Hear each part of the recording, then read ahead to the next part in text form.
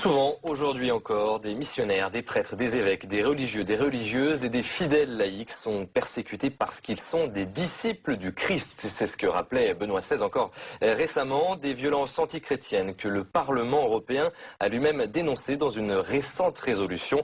L'actualité le montre tous les jours, notamment au Proche-Orient. Cette semaine, je vous propose donc un numéro spécial d'Église du Monde. Nous allons faire un tour du globe de ces persécutions antichrétiennes, persécutions décrites et analysées dans un ouvrage signé par l'écrivain et journaliste Thomas Grimaud, Le Livre Noir des nouvelles persécutions antichrétiennes. C'est aux éditions Favre. Thomas Grimaud qui est avec moi sur ce plateau. Bonjour. Bonjour monsieur. On va commencer par la fin de votre ouvrage. En conclusion, vous dites que la question d'un génocide des chrétiens se pose. Est-ce que les mots sont quand même pas un peu forts?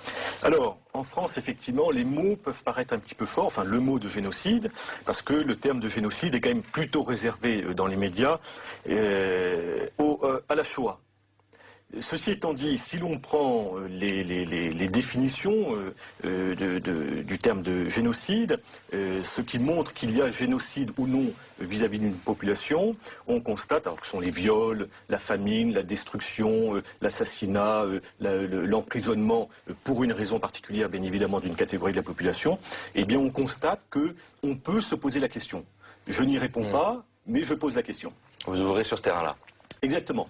Oui, parce que, comme on le verra dans cette émission, dans certains pays, ce sont vraiment parce qu'ils sont chrétiens que ces personnes sont persécutées. On a des chiffres, ils sont combien de chrétiens être persécutés dans le monde aujourd'hui? Est-ce que c'est quantifiable? Eh bien, si vous prenez les millions de chrétiens indiens, on peut dire qu'ils sont tous plus ou moins persécutés. La persécution n'est pas uniquement physique, même s'il y a des agressions, des assassinats, des meurtres, des viols, de religieuses, d'évêques, de prêtres ou de simples laïcs ou de catéchistes, par exemple, comme en Afrique.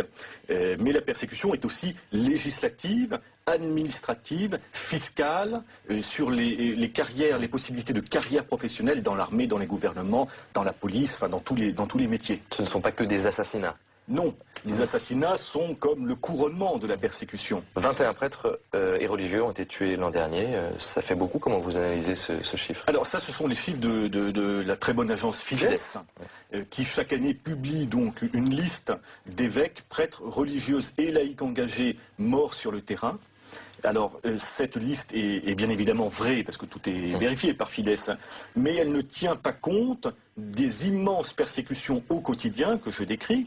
Ce n'est pas contradictoire, c'est complémentaire, puisque Fides s'attache principalement donc au personnel de l'Église mort sur place. Mais il n'y a pas que.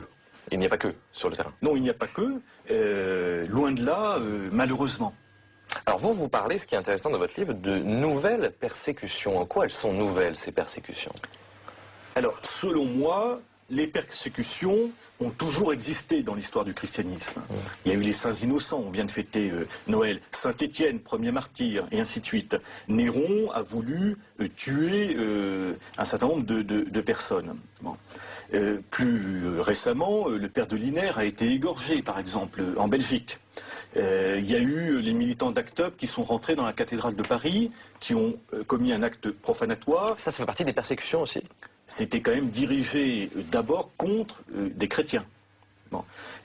Mais tous ces actes-là restent des actes isolés. Même s'ils peuvent être nombreux, ce sont des actes isolés. C'est-à-dire que soit ce sont des gens qui veulent se faire un coup de pub, comme les militants d'Act Up, soit ce sont des déséquilibrés, comme dans le cas du père de Linaire, soit Néron est un dictateur un petit peu fou qui a peur pour son pouvoir terrestre. Et donc qui décide non pas d'exterminer les chrétiens, parce que chrétiens, mais qui décide d'exterminer les chrétiens parce que ce sont des personnes qui, à ses yeux, peuvent renverser son pouvoir. Donc c'est complètement subjectif.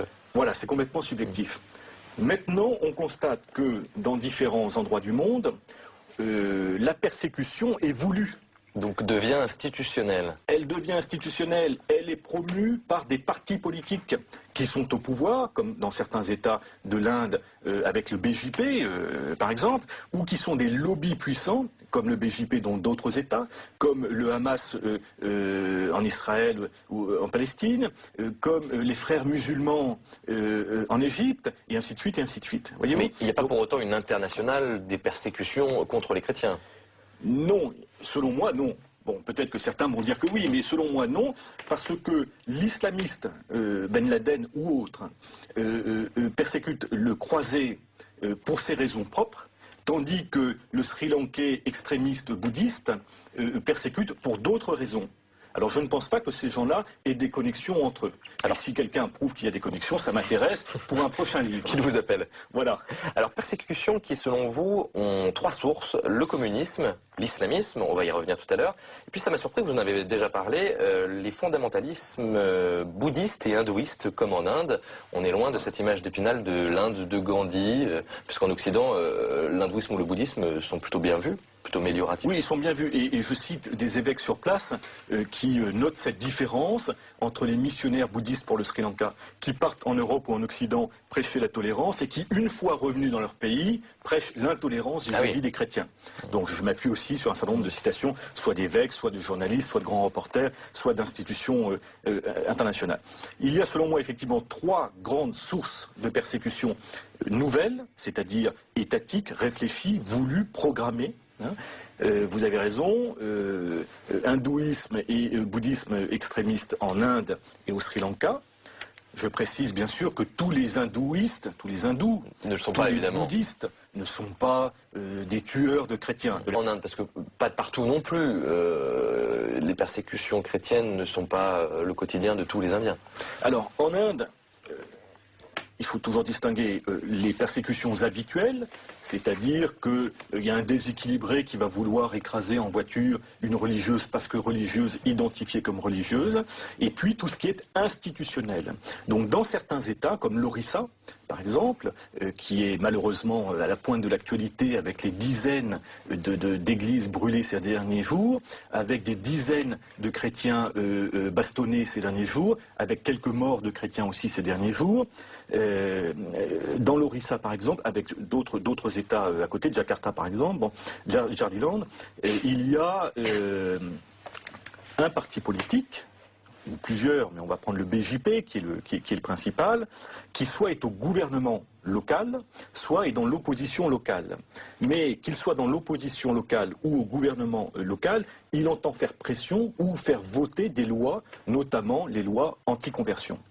C'est-à-dire que si vous prenez l'exemple de l'Orissa, on constate que rapportent des pasteurs qui vivent sur place, des prêtres qui vivent sur place, des évêques ou des personnes de passage, que maintenant, comme au temps du racisme aux États-Unis, il y a des pancartes, si vous voulez, sur certains hôtels, restaurants, salons de coiffure, interdits aux chiens et aux chrétiens. Oui, ça rappelle en Europe des choses voilà. d'il y a 50 ans. Hein. Ou aux États-Unis, interdits aux chiens et aux noirs, ou aux nègres. C'était la même chose. Et ça, c'est nouveau ou pas ? Ça vient depuis quelques années. Avant, ça n'existait pas. Parce que les gens vivaient dans le calme et l'harmonie, et puis les groupes de pression politique étaient encore trop petits.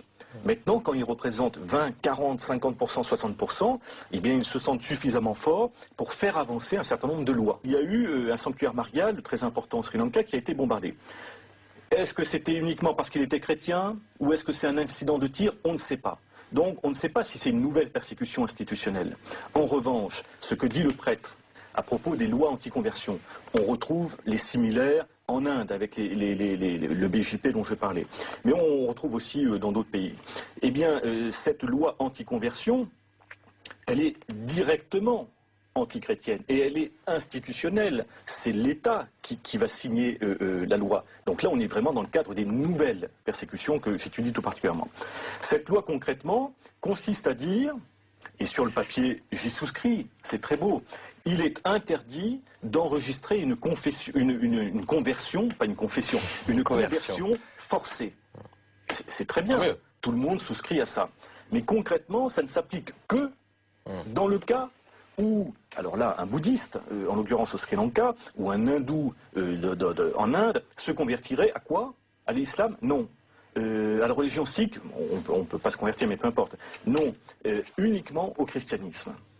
Et tous les évêques en parlent simplement, je les cite, ils disent que tout le monde est d'accord pour reconnaître que c'est contre le christianisme.